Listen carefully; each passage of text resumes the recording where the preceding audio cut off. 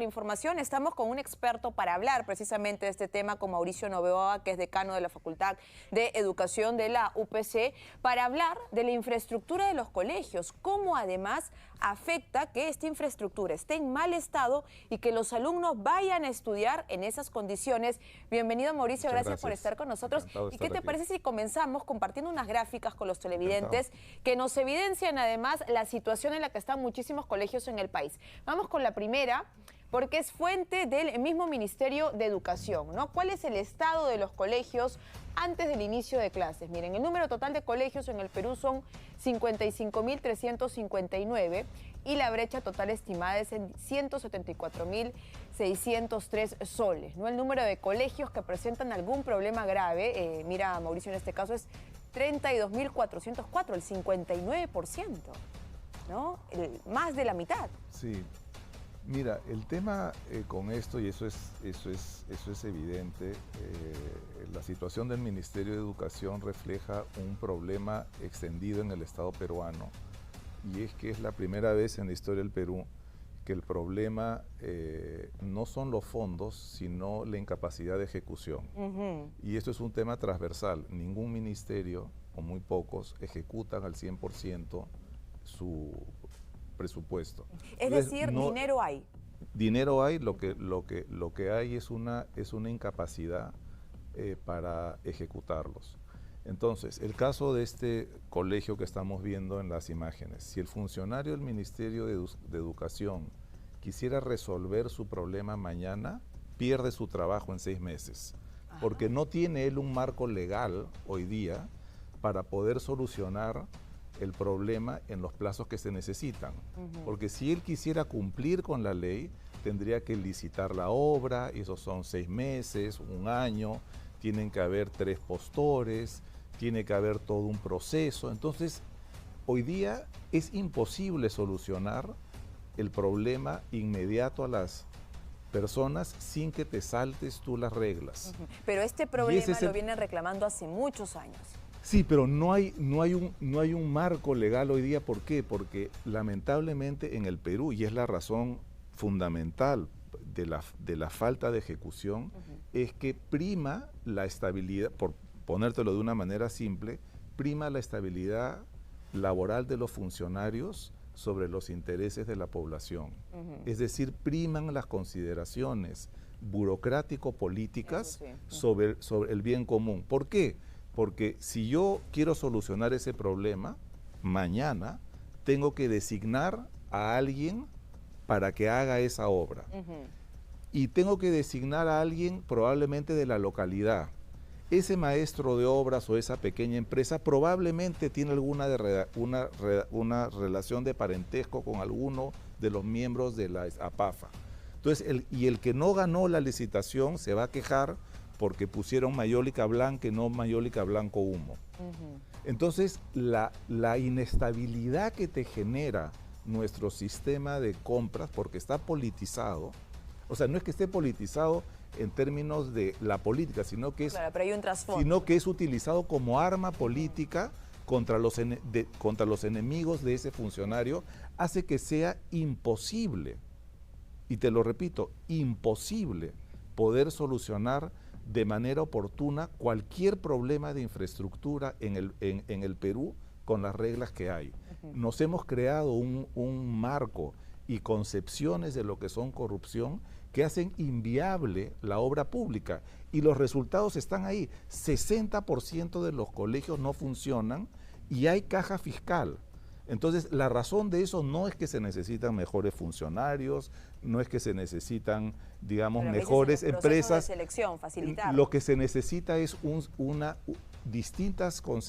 concepción distinta de lo que significa corrupción, y un sistema en el cual te permita tener cierta flexibilización. El ejemplo más conspicuo de eso es los Panamericanos. Si nosotros hubiéramos hecho los Panamericanos con las reglas actuales, hasta el día de hoy no tendríamos nada construido.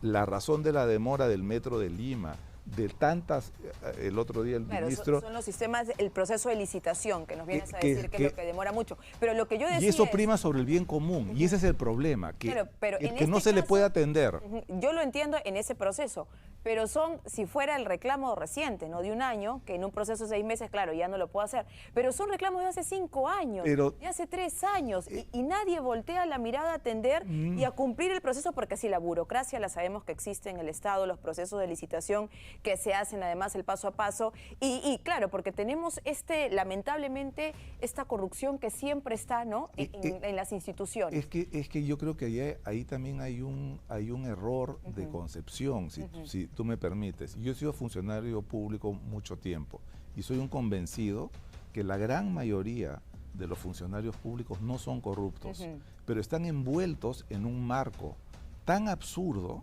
que cualquier cosa es corrupción. Hoy día, como se está viendo, tener una reunión es corrupción.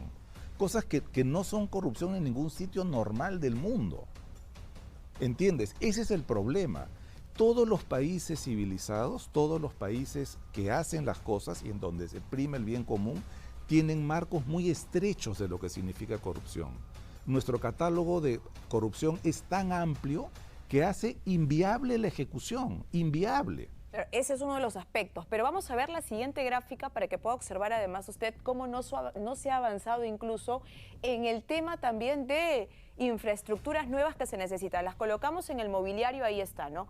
Las mesas unipersonales, por ejemplo, en mal estado, acá la tenemos ya más rápido, 8%, ¿no? Sillas, por ejemplo, 12%, pizarras, 37%, ¿no?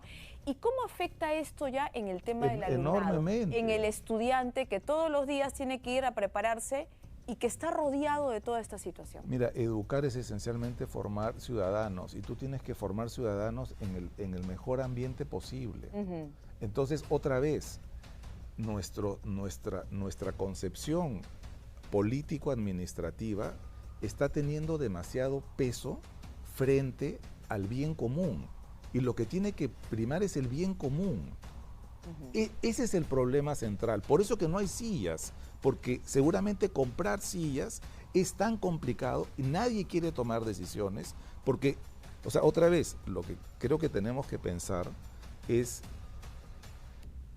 piensa tú en las interpelaciones. O sea, ¿por qué interpelaron, por ejemplo, al ministro Saavedra? Por una compra de computadoras. Entonces, ¿qué estímulo puede tener un ministro de comprar sillas? Pero lo que nos dice es que el proceso que se le viene es lo que lo frena. Así es, si tú sabes que te van a interpelar por comprar sillas. Claro, pero si entonces, ¿para qué compras sillas? Mejor me quedo tranquilo y no decido. Si lo haces de manera correcta, yo creo que... Es que el tema aquí... Sí lo entiendo en el tema del proceso el tema no es la manera correcta. El tema es que nosotros le hemos puesto tantas minas a lo que hemos entendido por la manera correcta que es imposible poder comprar. ¿Cómo por eso se soluciona esto? Cambiando tus criterios. O sea, tenemos que reducir el catálogo de corrupción, de lo que es corrupción. Porque nadie va a tomar decisiones con ese sistema. Si tú haces que una reunión, que una ayuda en una campaña política a un candidato, que tener, digamos, reuniones con proveedores, que tener incompatibilidades absurdas de parentesco, ¿cómo puedes tú solucionar eso así? Es imposible, es imposible. No, pero sí, por eso, en todo lado estaría que no se podría realizar ningún tipo de obras y sin embargo sí se han realizado, ¿no? Pero, y acá lo que eso es un, perdóname que te insista, eso es un error porque no se realizan y por eso que cuando tú ves la ejecución es el 50%. Entonces no es que se realizan, justamente no se realizan. Pero y no se realizan. En esa concepción no se realizaría ninguna. ¿Cómo? Es que las que logran franquear todos esos trámites es la mitad. Entonces, si tú, no puede aumentar más. Entonces, no puede aumentar más con estas reglas. Es imposible. Es imposible porque un funcionario público necesita tener una seguridad mínima. Mira, es un tema directamente proporcional. Si yo tomo decisiones, como vemos todos los días de las persecuciones políticas, las acusaciones, las interpelaciones, sé que es altamente probable que un postor no contento, un enemigo político, me haga una investigación y yo pierda mi trabajo. Es matemática simple. Entonces, ¿cuál es la forma en cómo yo mantengo mi trabajo? No tomando decisiones. Lo mejor que me puede pasar... No, pero eso no es trabajar, pues, ¿no? Exactamente. No tomas decisiones, no trabajas, no haces nada. Exactamente. Y sigue todo caminando mal. Exactamente. Por eso es que te digo, si tú tienes un funcionario público, el responsable del caso de estos padres de familia, que tienen toda la razón, y él quiere solucionar el problema mañana, esa persona en 6 meses pierde su trabajo y de repente se va preso. Con las normas que nosotros tenemos hoy día para tomar decisiones, insisto, por eso que el sistema de los Panamericanos funcionó. Las obras se hicieron, porque además tú empiezas con el tema de los expertos. Si tú traes una persona, un ingeniero de caminos, a ver el trazado de la carretera Panamericana, probablemente de los 3 que la ven, 2 te dirán que ese trazado no es el correcto. No, pero igual, todos los expertos o todos los proveedores no tienen que ser vinculados en este caso o tener un contacto con el funcionario que solicita la licitación. Mira, entonces, eso también ahí no es tan cierto como se plantea, ¿no? No, es que el sistema está amarrado de tal forma e implica tantos riesgos. O sea, como te digo, no es un tema aquí de opinión, No, claro. son las cifras. Es un análisis que ha hecho. O sea, porque no es un tema, o sea, en los años 80 esto sería un tema de fondos, pero hoy día hay fondos y no se pueden ejecutar. ¿Por qué? Porque, como te digo, hay este sistema burocrático que es altamente riesgoso para funcionarios públicos que toman decisiones, porque cualquier acto, por más que no tenga consecuencias, es susceptible de ser visto dentro del prisma de la corrupción. Y esto no ocurre en países que ejecutan. Es normal.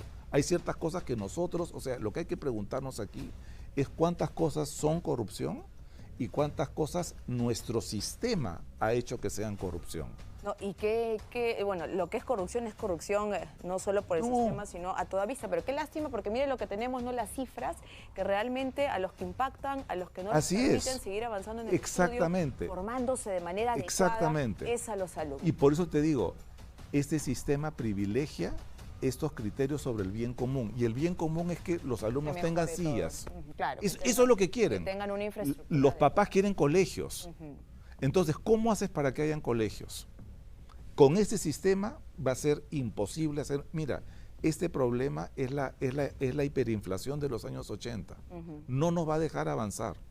No hay cómo lo pueda solucionar sino con un cambio de la forma, me dice reglas, y que tú puedas proteger a los funcionarios públicos en la toma de sus decisiones. Bien, señor Mauricio Novoa, decano de la Facultad de Educación de la UPC, que estuvo con nosotros explicándonos ese tema. Gracias por